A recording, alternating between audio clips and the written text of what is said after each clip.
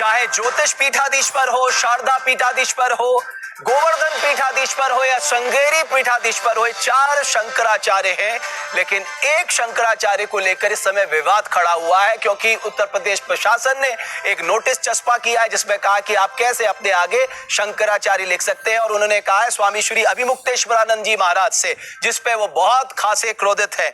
मेरे साथ एक और मेहमान जुड़ रहे हैं, महामंडलेश्वर स्वामी शैलेशानंद जी महाराज। बहुत धन्यवाद आपका न्यूज नेशन के मंच पे आने के लिए। मैं आपसे निवेदन करूंगा, ये जो पूरा विवाद इस समय चल रहा है, आप किस तरह से देखते हैं, आपका क्या मत है? बहुत बहुत धन्यवाद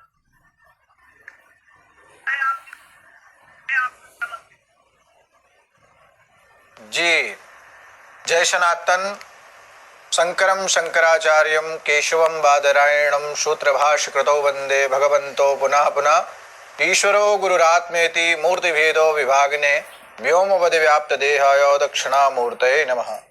देखिए, विवाद में हमें लगता है ना, विवाद का वो विषय ही नहीं है जिस प्रकार से इस विवाद को बनाया जा रहा है, क्योंकि प्रशासन ने जिस प्रकार की हरकत करी है वो तो ना योग्य नहीं थी। जो आज से पूर्व में जो परंपराओं का उदाहरण प्रशासन दे रहा है, प्रशासन को शायद बहुत सारी जानकारियां हैं हमारी परंपराओं के बारे में, हमारे शास्त्र और हमारी जो सिद्धांत है उनके बारे में, शायद समस्त वेदों का ज्ञान प्रशासन के पास है, इसमें कोई संदेह नहीं है। तो उस प्रशासन को ये ध्यान रखना चाहिए कि जो आदि अनादि काल से किसी भी संत महापुरुष के साथ इस प्रकार से स्नान में अभद्रता, अनैतिकता नहीं हुई है, उसको नहीं करना चाहिए था। क्योंकि किसी भी संत का अपमान, वो तो देखिए घोषित अघोषित जिस प्रकार के भी हैं, उस पद पीठ पर बैठे हुए एक व्यक्ति हैं और शिखरस्थ पुरुष है, उसमें कोई संदेह नहीं है। वो धर्म के जानकार भी हैं, धर्माचार्य भी हैं, आचार्य भी हैं। तो यहाँ पर प्रशासन के क्रियाकलाप पर थोड़ा सा प्रश्न चिन्ह उठता है। जिस प्रकार से उन्होंने साधु ब्राह्मण बटुक बालकों पर उन्होंने वो किया, वह अनुकूल नहीं था।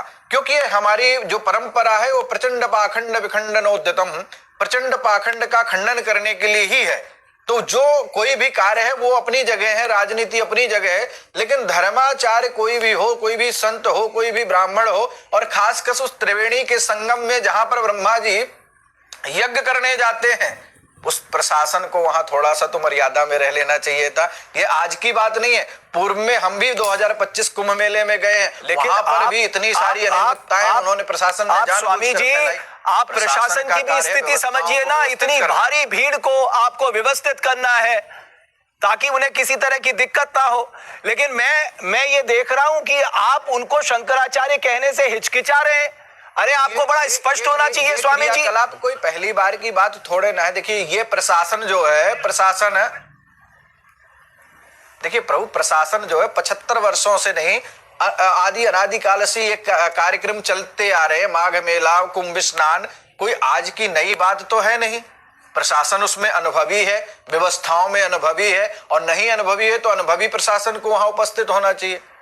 यदि वहां ऐसी कोई मेरा सिर्फ एक आपसे मेरा सिर्फ एक निवेदन है स्वामी जी, सिर्फ इतना बताइए कि आप मानते हैं कि जो पद को लेके ये जो पूरा विवाद हुआ है ये सही नहीं है, और आप उन्हें शंकराचार्य मानते हैं नहीं? अपना बस इतना बता दीजिए, उसके बाद आगे चर्चा बढ़ाएंगे।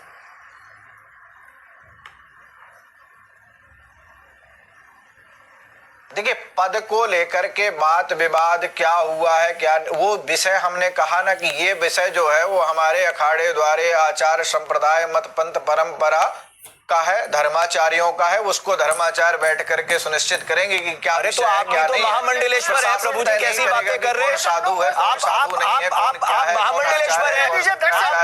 आपसे मैंने सीखे, आप महामंडलेश्वर के पद में बैठे, कोई छोटा पद है ये? तो क्या सरकार ने हमको महामंडलेश्वर बनाया है क्या? अरे तो फिर सरकार तय करेगी क्या शंकराचार्य कौन है कौन नहीं है? सरकार ने बनाया है हमें भाई, अखाड़ों ने तो बनाया है ना। यही तो हम कह रहे हैं कि ये धर्माचार्यों का विषय है, समाज का विषय है, धार्मिक,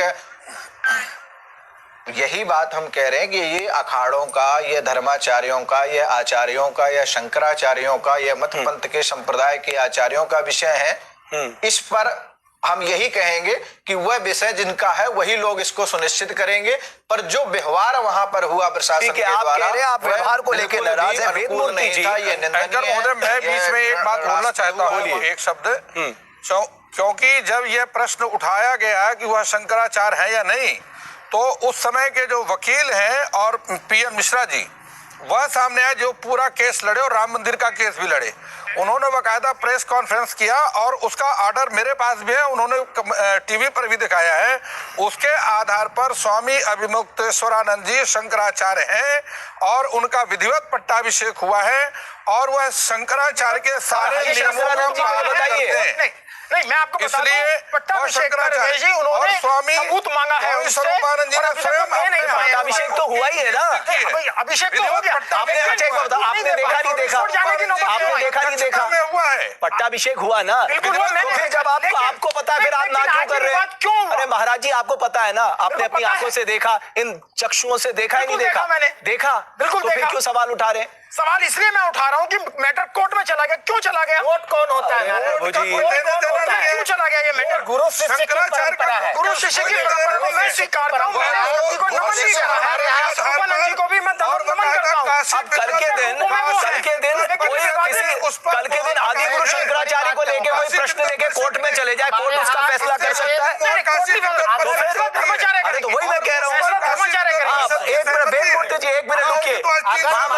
वेद मूर्ति जी, अगर मान लीजिए कि हम नहीं स्वीकार करते हैं कि वो शंकराचार्य नहीं है, ठीक है, तो उसके लिए हमारे यहाँ एक प्लेटफॉर्म है जिसको कहते हैं शास्त्रार्थ। शास्त्रार्थ की परंपरा हमारे